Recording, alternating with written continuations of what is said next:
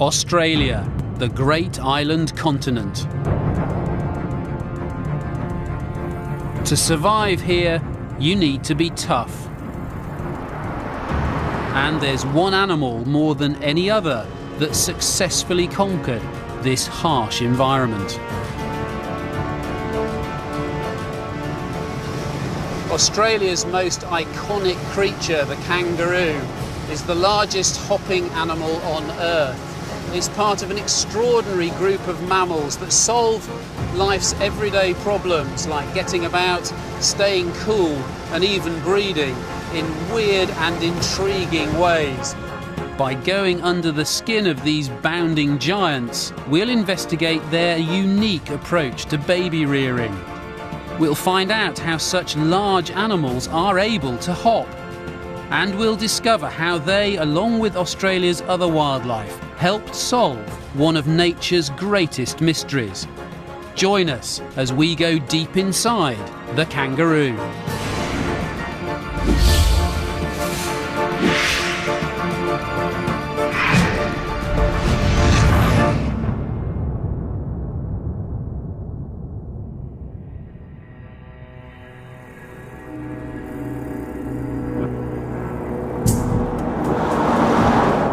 I'm heading south along the Stuart Highway, the main north-south route cutting through the outback.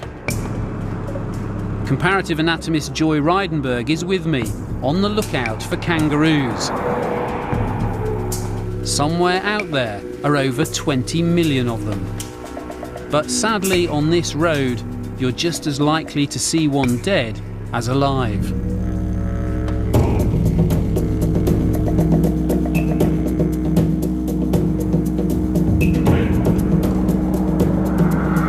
The vehicles that race down here result in thousands of roadkill every year.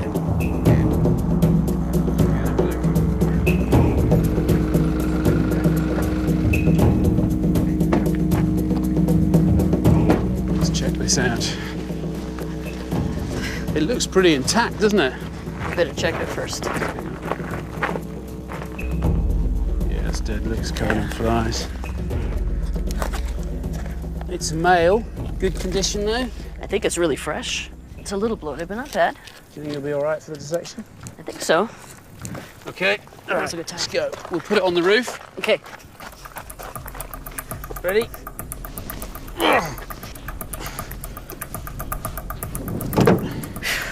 For Joy, this unfortunate animal is her first kangaroo encounter. You can have a little bit more your way if you want.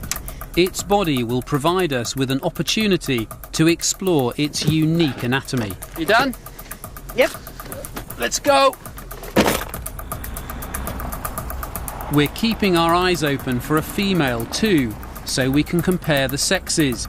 Because kangaroos have evolved a truly extraordinary way of having babies that goes back a very long time.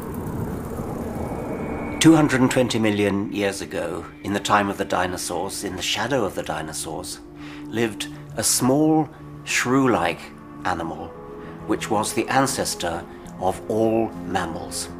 The majority of surviving mammals are eutherian mammals, mammals like us with a placenta with which the embryo is nourished inside the mother's womb. But there's another great group of mammals, the marsupials. These are mammals that have a marsupium, that's a pouch, and the young is born early and then kept in the pouch and nourished in the pouch with milk, but not with a placenta. A baby kangaroo poking its head out of its mother's pouch is one of the strangest sights in the animal world. Together, they almost look like a two-headed beast. I've dropped off Joy so she can find out more about the kangaroo's unusual life cycle, while I go ahead to set up the dissection.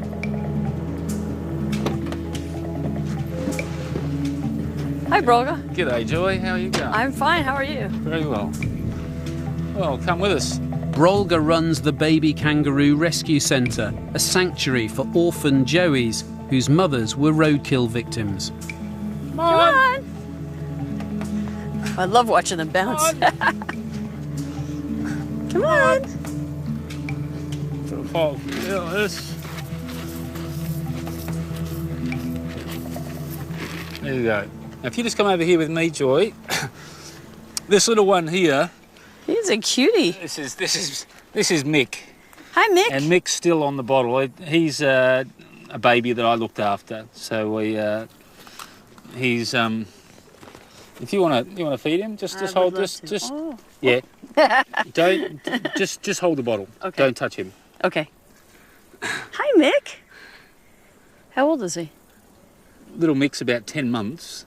So Mick will go back to the bush, and he'll go back to the bush in about 4 or 5 months. Yeah. There's nothing left for you. Take that. Okay, that's it, Mick. All right, no more. Good boy. Little Mick has much more growing to do. Female kangaroos, like these mothers, can weigh up to 40 kilograms. But an adult male can weigh more than twice as much and is far more intimidating.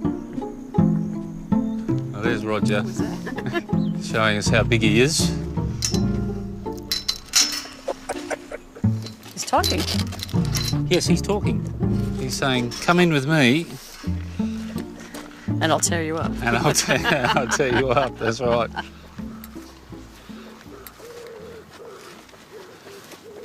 Hello, Roger. Now, just Wow. Wow, he's got some massive muscles in the front there. He does have some big muscles. Now, Roger, we did get him as a little baby with no hair, all right? So he was 4 months old. Now he's about 4 years old, and he's going to stop growing when he's about 10. Oh, he's actually quite tall when he stands up. He's taller than me right now. It's when they stand up on their tail, it shows their strength, and it's to show the opposing male their strength. You're trying to make yourself look bigger. What I'll do is I'll go in with Roger. His reaction should be generally to have a kickboxing match. This might just be a bit of horseplay between two old friends, but only a few decades ago, men dared to step into the ring with their human-like adversaries. Here you see Sydney Hoppy, heavyweight challenger from Australia, shown as the slugger trains for an upcoming championship match. He's worked hard to get rid of a pouch he developed in a year of inaction. Today, such heavyweight clashes are banned. Friendly Sid engages But this film from the 1930s shows that male roos can pack quite a punch. Generally, two boys fight just like two men in a pub, pushing each other like this, and then they start to actually have confrontation. This is his fighting stance. His idea is to pull the opponent in a bit like UFC style. He's getting quite aggro now. All right. Saw that kick. Yes. Good thing the fence was there. Yes, exactly. It was aimed right at your belly. Yes, and if the fence wasn't there, I would have been in a world of pain. And this is Roger as an animal. I mean, this is his nature. It's almost like play fighting, okay? It's getting ready for that big time, that big fight one day when you're actually fighting for the ultimate prize, and that's a group of girls.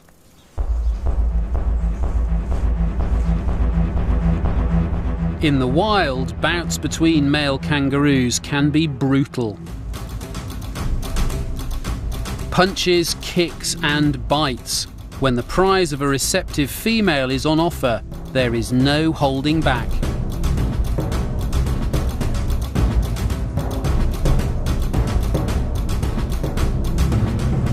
For the winner, an opportunity to spread his genes awaits.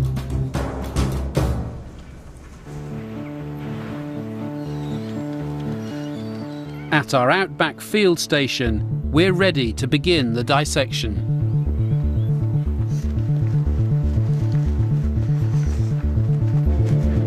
Our expert, Adam Munn, is a leading authority on kangaroo physiology.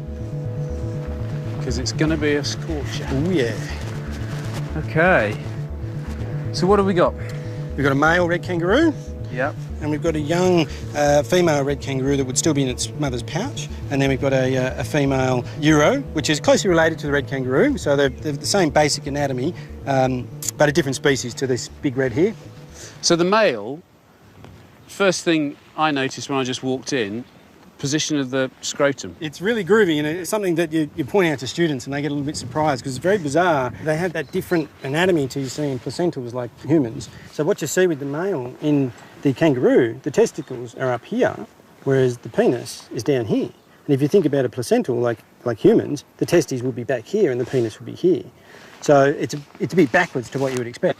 Another interesting thing about the testes in the kangaroo is they can really pull them up very tight against the body wall, and that's a protection mechanism when they're fighting. And they'll stand up on the tail and the back legs and they'll kick.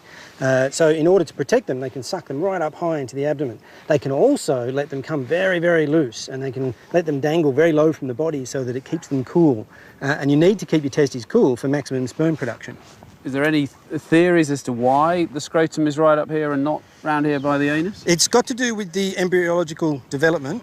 Okay, so it has nothing to do with the fact that because they're a jumping animal, you want to keep your knackers out of the way from landing on them. I like the idea, but whether or not that's what's driven the evolution, I'm not sure. So on the female, what's different and really noticeable about the female is the pouch. And it's that pouch which makes marsupials really unique. So the female, like the male, has one opening where they have the anus and the vagina and the ureter all coming out of the one external hole. Okay. Where you saw the penis in the male, you'll see the cloaca in the female. So a common opening. I mean, that's almost avian, it's not bird-like, reptile-like. Yeah, it's similar. It's not strictly a cloaca, but we call it a urogenital opening. So it's not the same as a bird cloaca. Okay. It's a different thing. That's so weird. It is weird. What's really weird is the females have 3 vaginas. But that's, yeah. If you want to have a look for that, we'll dissect that out later today. If you can open her up and have a good look, that'd be great. A female with 3 vaginas. There's no doubt about it. These animals are seriously odd. The kangaroo's strange anatomy is part of a much bigger mystery we want to investigate. Simon Watt is in the Blue Mountains just outside Sydney on a journey into the past.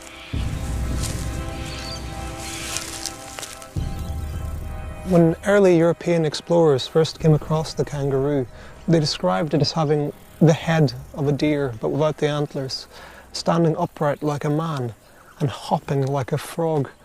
So it's hardly surprising that back home these reports were largely dismissed as being of a mythical creature.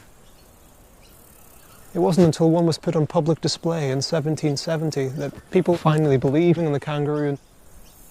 And these explorers were describing lots of other strange and bizarre creatures. There were giant birds, dogs with pouches, and even mammals which had beaks. It's as if these early explorers had stumbled across some alien world. The most profoundly affected was an intrepid 26-year-old who saw evidence on this island to inspire heretical ideas. His name was Charles Darwin. I've arranged to meet his great-great-grandson, Christopher, a naturalist with an intimate knowledge of how this region influenced his great ancestors' thinking. Hi, Simon. Mr. Darwin, pleased to meet you, sir. Good to meet you, Simon. Lovely place, isn't it? It's beautiful. It is. Well, Charles came through here, through the Blue Mountains. As part of his, on his voyage around the world, he came through the Blue Mountains. It was an important part of his trip. Yeah? Yeah. But you do bear a resemblance, I have to say. You do look quite a lot like him. Well, actually, I think my genetics, I don't have much genetics because I failed a biology exam at school, so I think that proves that I've got very few of the genes, but you're very kind. Do you know if you saw a kangaroo here? He did come to try and shoot a kangaroo, actually. And he couldn't get one, because of course, you know, you're going to come to Australia, you want to see a kangaroo. Yeah. He came, he couldn't find one. All he shot was a kangaroo rat. Although the young Charles Darwin was not fortunate enough to see a kangaroo, some of the other creatures he encountered here ignited his developing thoughts on evolution. Should we go have a look? Yeah. Christopher's taking me in his great-great-grandfather's footsteps to show me how Australia helped Darwin develop his big idea.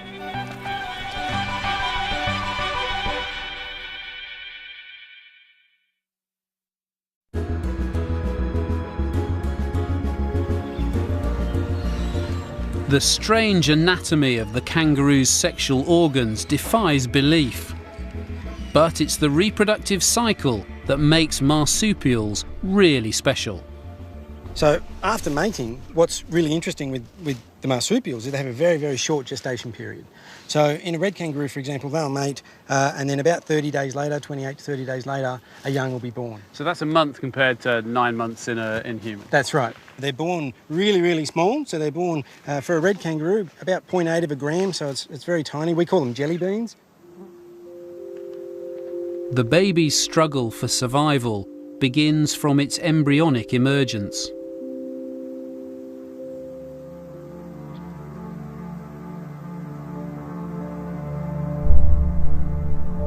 It weighs over 40,000 times less than its mother, half the size of a newborn mouse. Next, it faces a daunting vertical ascent to the safe haven of its mother's pouch. Is it still a fetus or is it an embryo? Well, it's kind of a bit of both. They have some really well-developed forelimbs, but some really underdeveloped hind limb buds, and then the back's really underdeveloped. So the front's like a fetus and the back's still an embryo? Yeah. And they need that because they need to be able to crawl from the mother's cloaca all the way up into the pouch. After 3 minutes of blindly climbing for its life, the jelly bean finally makes it to safety.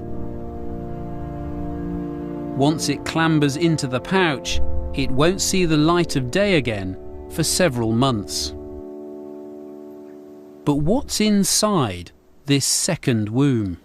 So one thing while you're cutting that, I mean, it does strike me that you've got a joey in there. Yep. Babies are notorious for producing huge amounts of poo. They are. What happens? Does it fill up? No, the mother will clean it out and she'll lick the joey, and she'll actually stimulate the joey's cloacal region, and then the joey will defecate and urinate, and she'll just clean that up. Wow. I thought they might climb up to the edge and do a poo down the front or something. No, they don't.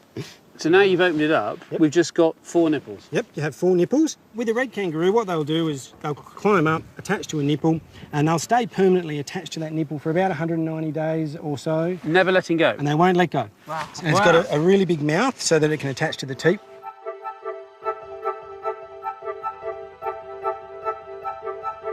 After 5 months of breastfeeding, it starts to get slightly cramped in mum's pouch.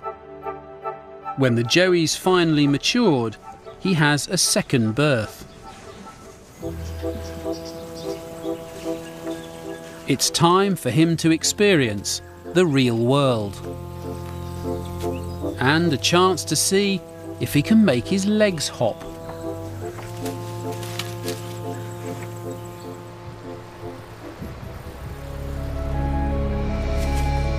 For Charles Darwin, reproduction underpinned his whole theory of evolution. And during his journey through the Blue Mountains, he found some evidence that was quite literally out of the blue. Hey, wow, Simon, there's something very exciting down here. So if you think the mammals are strange in Australia, have a look at this. This is fantastic. This is a satin barbird display area. Just lovely. This guy's a right kleptomaniac. Where did he get all this from? As you say, it's a kleptomaniac of the bird world. Basically, the male barbird collects just this specific dark blue, navy blue, and the girls absolutely adore it. This is equivalent to having 3 Ferraris in your garage.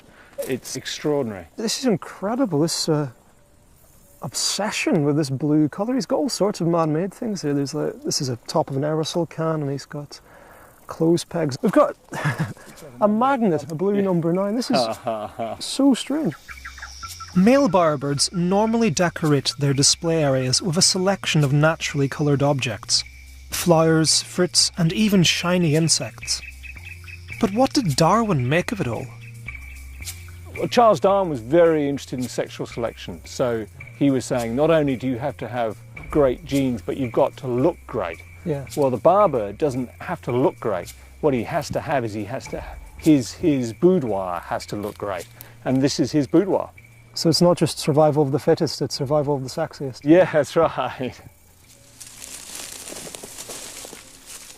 Charles Darwin believed this struggle to secure a mate explained why in many species the sexes differed so greatly from each other.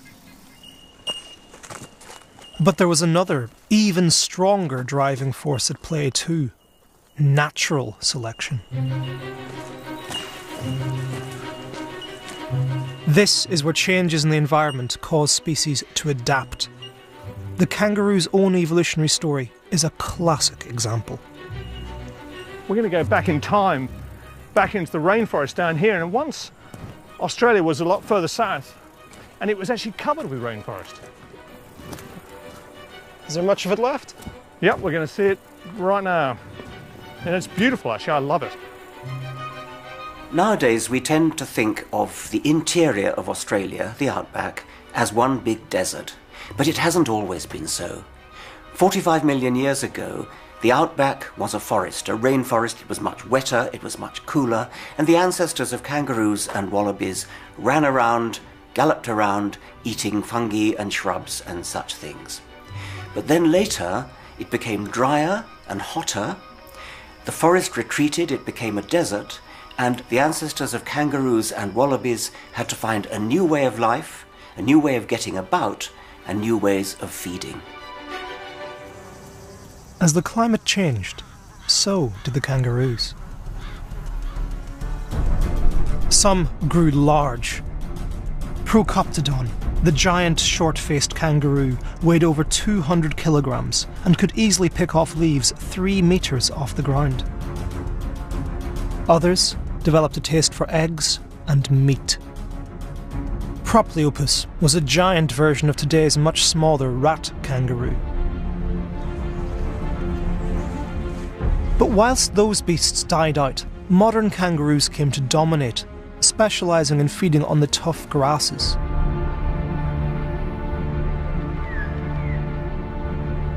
This was Charles Darwin's theory of natural selection in action: the survival of the fittest. We've set Joy the task of finding not 1, not 2, but 3 vaginas in the female kangaroo. Adam and I are going to look at feeding anatomy now, and it's out there. That is what these guys eat. But that's not a unique challenge to Australia to eat that kind of vegetation, is it? No, it's not. But they've managed to solve the problems of eating this sort of vegetation in their own unique way. And the main problem with the vegetation that they eat is that it's very high in silica. They're mainly grazers. So although they take some browse, which is softer, potentially more digestible, they're mainly grazers. And being grazers, the grasses that they eat are very tough on the teeth, and they wear those teeth down. It's extraordinary, though.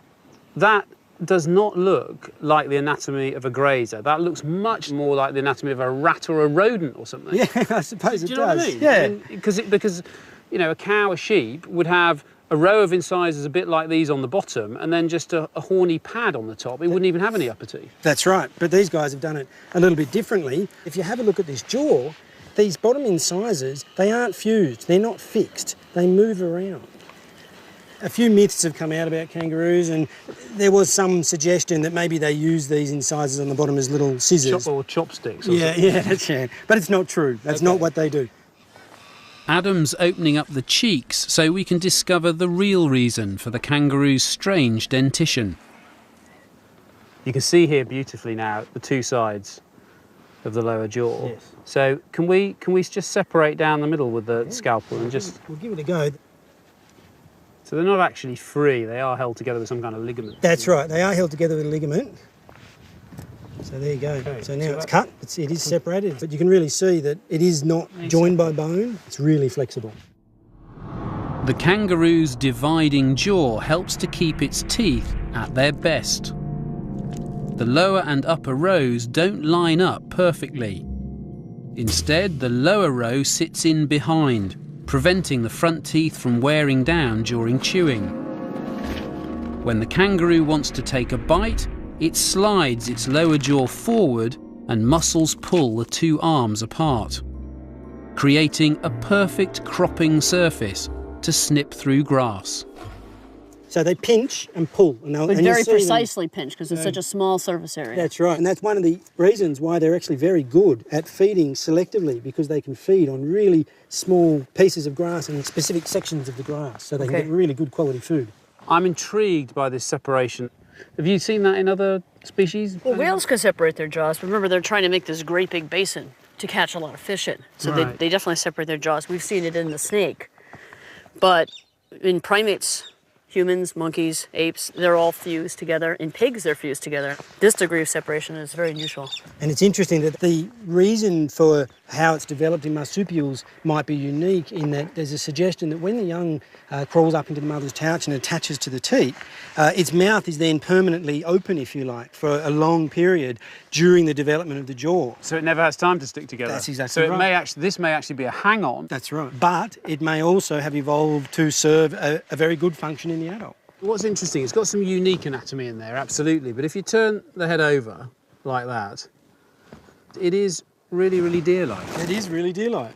And it's not surprising, given the type of food they eat, that these guys have honed in on the same sorts of solutions that you see in the antelope and the placentals and other continents. The kangaroo's deer-like head is the result of a strange quirk of evolution. Whenever we see evolution in different continents that are separate from one another, we expect to see convergent evolution. Animals with the same way of life tend to end up looking like each other and behaving like each other. This is not a dog. It's Thylacinus, the Tasmanian wolf. It's a marsupial. It's a cousin of a kangaroo. But it looks like a dog because it behaved like a dog and hunted like a dog. You can see that it's generally dog-like in shape. The stripes, of course, are very un-dog-like. That's just a superficial difference. The paws are extremely dog-like. These are the paws of a running, hunting animal. The head is very dog-like. The rear end is not so dog-like because the reproductive organs are those of a marsupial, which are really rather different. It had a pouch. As well as Tasmanian wolves, all sorts of other marsupial equivalents live in Australia. It's versions of hyenas, moles, cats, and even anteaters. This presented Charles Darwin with a conundrum. If the animals here were able to share such obvious similarities to those back home, then why had they ultimately become so different?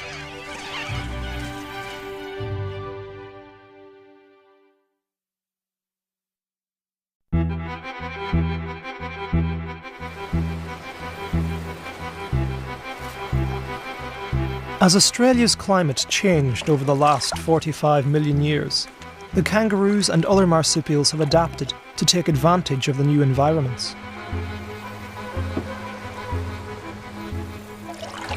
Charles Darwin's travels in the Beagle led him to theorise that animals are the way they are, not because of the actions of gods, but because of evolution through natural selection. This moulds animals, if you like, so they're almost perfect fits for their surroundings. But that idea alone doesn't explain why evolution seems to have gone off on its own course in Australia, producing animals so unlike anything else in the rest of the planet. That mystery has got something to do with the fact that it has spent so long in isolation. What a wonderful place. 200 million years ago, when the first mammals were still evolving, Australia was part of a giant supercontinent called Gondwana. Africa, India, South America, and Antarctica were all much closer neighbours back then. But slowly, they began to drift apart. Some collided with northern land masses, forming new continents. Australia and Antarctica became islands. One went south, where few animals survived the cold. The other took a different course.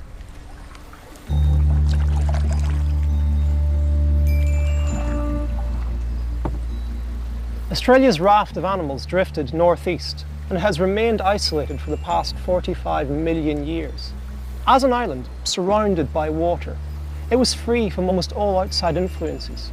And those animals, those species which had got onto the raft before it broke away, were free to evolve in their own special ways.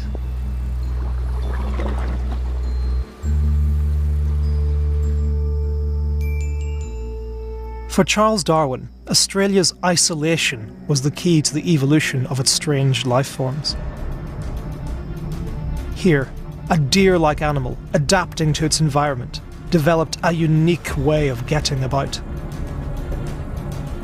It might look like a strange way to move, but it's actually incredibly efficient. A kangaroo in full swing can bounce along as fast as a galloping racehorse. How such a large animal is able to leap like a frog has always intrigued scientists. They've even used Hollywood motion capture technology to see how they hop.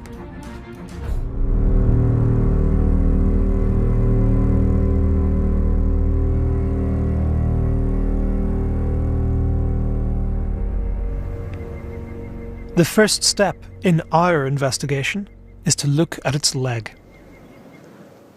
Good job. Okay. So, degloved it. Now we're starting to see some anatomy here. That's right. And you've got a very short, I mean, this is the femur, thigh bone, so equivalent from me here to here. Knee, which is phenomenally knobbly. It's the knobbliest knee I've ever felt. And then an incredibly long tibia. Yes, the really long tibia allows the animal to have very long reach when it's hopping. So it can actually increase its stride length and make really long bounds. The really neat thing is that they can get faster and faster and faster just by increasing the length of the hop. Right. And it doesn't cost them any more energy to do that. So what's this kind of stride or the hop length that we're talking about here? If you've got a big male hopping at full speed, they can do up to 7 metres in a hop. One hop, 7 metres. 7 metres. Stand here, if you'd be so kind, sir. 7 metres. 7 metres. You're absolutely sure? Yep. 1, 2, 3, 4, 5, 6, 7 metres. One hop. One hop. That's across the road. Yeah. 3 bounds and you're across a basketball court. You can now see why, or how, they can do 40 kilometres an hour. Yeah, oh, they can go up to 50, 60 arguably, Wow. but in short bursts. Long bones equip kangaroos with a giant stride, but it takes some fine dissection work for Adam to expose the mechanism of the bounce. Okay, we've isolated that calf muscle with the Achilles tendon. So here's this. I'll tell you, just to get where we are, we're talking about this muscle. That's the one. Yeah, down to the Achilles tendon. That's right. Okay. So you can see the calf muscle and it attaches to this very long Achilles tendon. When the animal is hopped and the foot is fully extended and they're off the ground, they're leaping in the air, this is a really loose tendon. And what happens is that when the animal reaches forward and then pushes on the ground with the toe. So if I get hold of that. Yep. So now it's like cocking a crossbow. That's right. So you can see how much this calf muscle is stretched and you can see how much this Achilles tendon stretches. That's hard work now. Yep. And it's storing all that energy that you're putting in is all being stored in here. And once you let that go, it's like the animal hopping. And all of that energy will be translated into propelling that animal forward. This elastic recoil recycles 50% of the downward energy every time the kangaroo hits the ground. Humans only manage less than a third of that. Any comment on the big tail? I mean, because the other thing you notice here is this is a whopping great tail. Is that important in hopping or just when they're stationary? No, it's definitely important in their hopping because it also, with the swing of the tail, if you watch them when they're hopping, the tail swings up and down. And when they do that bound, they also can store elastic energy in the tendons of the back and also in the tail as well. So it's a good counterbalance, but it's also a way of helping to store the energy so that that energy is put into pushing the animal forward. So almost like a pendulum? Like a pendulum. Unlike animals that run on 4 legs, the faster a kangaroo hops, the more energy it saves. So if it's such a fantastic form of locomotion, how come we don't see more bouncing animals elsewhere in the world? We might be tempted to ask why it is that the antelopes of Australia adopted hind leg hopping, whereas the antelopes of Africa stayed with 4-legged galloping.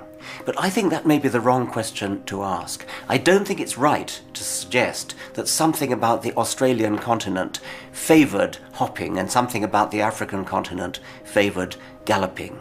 I think more probably it was almost an accidental start along the evolutionary road. The kangaroos started along the hopping route, and once they'd started, then the best thing to do was to carry on along that evolutionary route.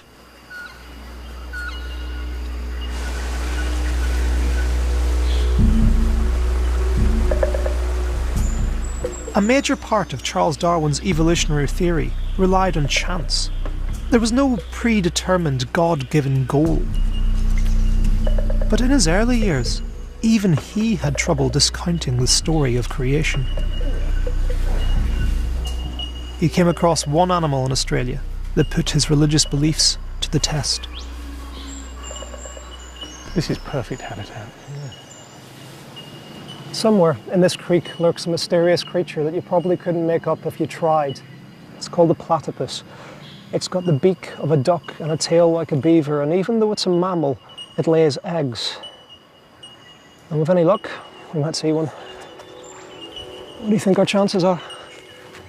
Well, you know, in nature, you can never tell anything, can you? But we're doing all the right things. This creature is neither a marsupial nor a placental mammal. It belongs to a third order of mammals, the monotremes, and only lives in Australia. They're quite well camouflaged, and that's the tricky thing about them. How will we know? How can we spot them? Well, if you imagine just a small piece of wood floating upstream, that's pretty much what they look like. Sadly, the duck-billed platypus is a much rarer sight than when Charles Darwin was here. And as the sun sinks, we have to accept that we may not share his good fortune. This is a duck-billed platypus. Its Latin name originally was Ornithorhynchus paradoxus, and the paradoxus came from the fact that people thought it was a very odd animal indeed. It seems to have a bill like a duck, fur like a mammal, it laid eggs like a reptile, it has a tail like a beaver, and it swims with webbed feet like a duck. People even wondered whether it was a fake, had been put together from bits of other animals, or they even thought that perhaps God had been having a bad day and had cobbled together the duck-billed platypus from bits of other animals that were left lying around on the workshop floor.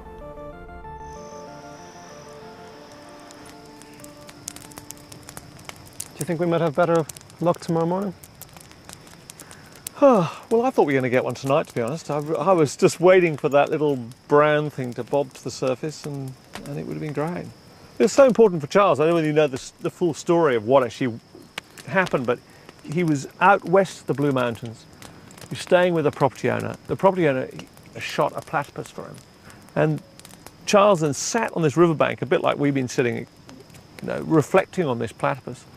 And he knew that in England there was the thing called the water rat, which eats invertebrates and lives in rivers.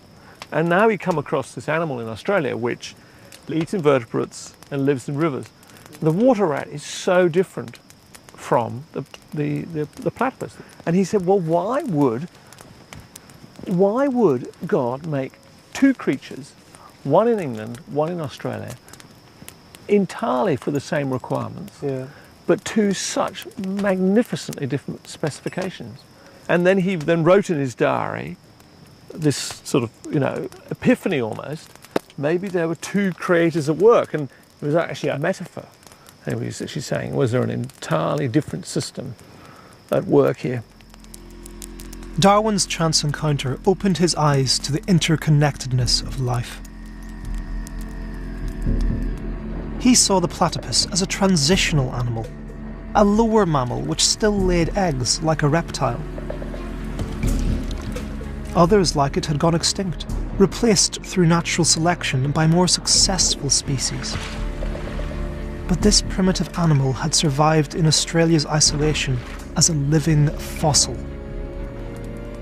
Darwin would go on to sum up his thoughts in his notebook. His rudimentary diagram outlined not only how species changed, but how their origins could be traced back to a single common ancestor. This was his tree of life. Darwin's theory of evolution explains the underlying principles of why some species survive, while others go extinct. Natural selection operates in mysterious ways. How, for example, can giving birth to such a vulnerable baby be a good survival strategy?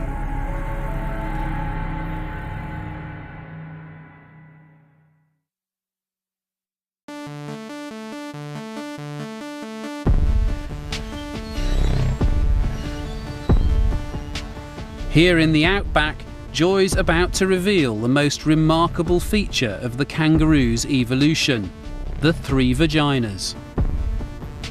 How are you getting on there? It's just about free now. Yeah, we can. Okay, so just take us through the layout there. So this is the common opening for feces, urine, and baby joeys. This part over here is the rectum. You can even see there's a couple of little poos making their way down right there. And this is bladder right in the front here. It's been opened up so you can see the pocket of it like that. It's actually a really small bladder, but these animals, I assume, are very good at conserving water. They are. So vaginas. Vaginas, the part you love. Well, we see a vagina here, but that's not the only one. We see another one here, and we see another one over here. So there's actually 3. 1, 2, 3 vaginas. Pretty weird. They have a common, it looks like a common connection right up here, but just above that, when we roll that back, are 2 bodies for 2 uteruses. So 2 wombs. Or uteri, exactly, yeah. 2 wombs where babies can develop. And these little knobs on the end over here, these are actually the ovary. So this is where the egg is produced, right here. So Adam, just take us through what's going on here with this anatomy. So what happens is that when the male inseminates the female, the sperm go up either of the lateral vagina. They don't go through the middle. The sperm come up and then they'll fertilise an egg which will then embed into either one of these uterus. Now, the interesting thing is that when that joey is, or that embryo is of the right size and is ready to be born, it doesn't go down the side passage, it goes straight down the middle. And the first time that this middle vagina opens is when they give birth for the first time. The kangaroo's strange reproductive tract is the result of some convoluted plumbing. The ureters, the pipes which take urine from the kidneys down to the bladder, pass between the vaginas, keeping them apart. But in placental mammals like humans, the pipes take a different route, and effectively the sides are fused together to form a single larger vagina. This simple difference is thought to have profound consequences, because the division of the vaginas may be the reason why kangaroos are only capable of giving birth to such small, underdeveloped babies. So while it could be considered that very underdeveloped young when it's born is a disadvantage, out here it's actually proving to be extremely advantageous. So how do you mean? So what happens is that they mate, embryo is conceived, it will then be born about 28 days later and it'll go up into the mother's pouch and it'll attach to the teat. And a few days after that first young was born, she mated again. And from that mating was a little embryo that was held in the uterus in stasis, in a state of suspended animation. And it was held there until that first joey left the mother's pouch. And when that happened, the system kicked in again and that little embryo started to continue its growth, and it was born about 30 days later. So now the mother kangaroo has one young out of the pouch drinking by putting its head back in periodically and suckling from the same teat that it used in pouch life. There's another little joey attached to a teat within the pouch, and a few days after that animal was born, she went into oestrus again, and then a male mated with her and fertilised an egg, and she still has a fertilised embryo in the uterus. Holding it in reserve. Holding it in reserve. But rather than being something very primitive, I mean, this strikes me as being a very, very clever, if you like, solution here, because actually this allows, by producing a very immature joey, allows them to have 3 youngsters on the go on this kind of production line, which you wouldn't be able to do if you were having more development in the uterus, because it would be occupied. Yeah, that's right. It's a really clever system. It is a very clever system, because if they lose a young that dies because of starvation, because of a drought, for example, if drought breaks and they get rains and good food, they've got young already on the go, waiting to take advantage of that. They're one animal that has an ability to deal not only with an arid environment, but a really unpredictable environment. And that comes down to their unique reproductive system.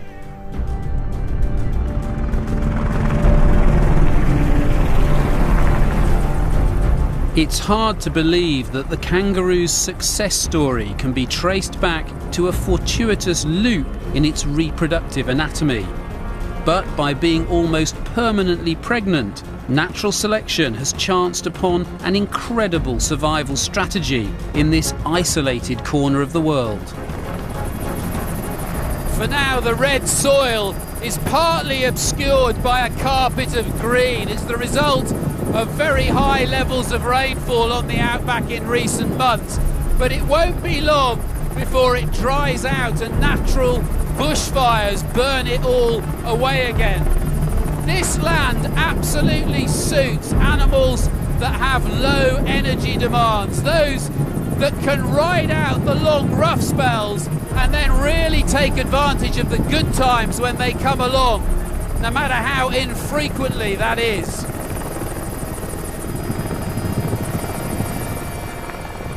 The evolution of this Australian icon, with its weird and wonderful anatomy, is typical of this island continent. Australia's unique history has played a pivotal role in our understanding of the evolution of life. And it's a beautiful natural experiment, because when the dinosaurs went extinct, the way was open for the mammals to fill the spaces left by the dinosaurs. And they did it separately in all the different continents of the world. And in all those places we see beautiful convergences as well as differences in the evolution of the mammals. But the differences and the convergences are most dramatic in Australia. Slithery Massives next week. It's a jungle special for Inside Nature's Giants, centipedes and moths at 8. On Film 4 now, it got Jeff Bridges his first Oscar. Maggie Gyllenhaal warms up his Crazy Heart, a film for life next. Embarrassing Bodies is up next here on Channel 4.